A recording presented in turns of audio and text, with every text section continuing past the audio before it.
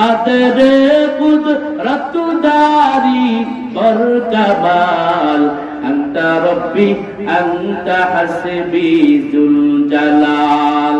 দুনিয়াতে যখন আমরা আগমন করলাম, সবার আগমনের সিস্টেমে মায়ের গর্ভ থেকে আমরা দুনিয়াতে আগমন করলাম সবাই উলঙ্গ। কারো পরনে লুঙ্গি ছিল না, কারো পরনে কোনো কাপড় ছিল না।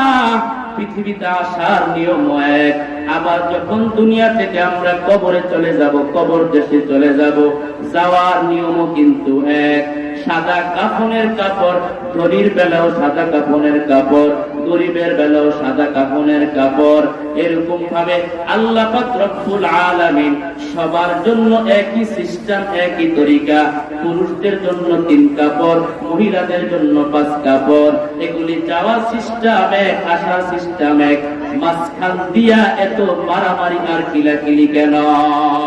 বুঝা গেল কাফের বেঈমানের গোষ্ঠী মুসলমানদের মধ্যে দ্বন্দ্ব লাগায়া, ফাসাদ লাগায়া মুসলমানদের ঐক্যকে নষ্ট করতে চায়। কথা ঠিক কিনা বেঠিক?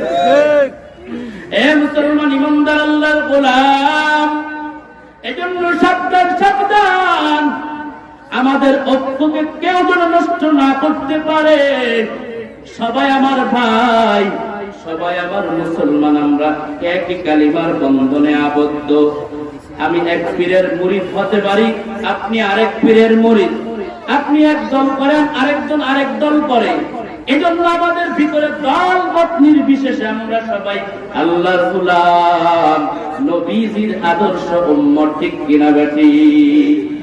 আমাদের সবচেয়ে বড় পরিচয় হলো আমরা আল্লাহর গোলাম, নবীজির উম্মত। এটাই সবচেয়ে বড় পরিচয়। আল্লাহ আমাদের সকলকে এই পরিচয় নিয়ে সামনে আগাইবার তৌফিক দান করেন, বলেন আমিন।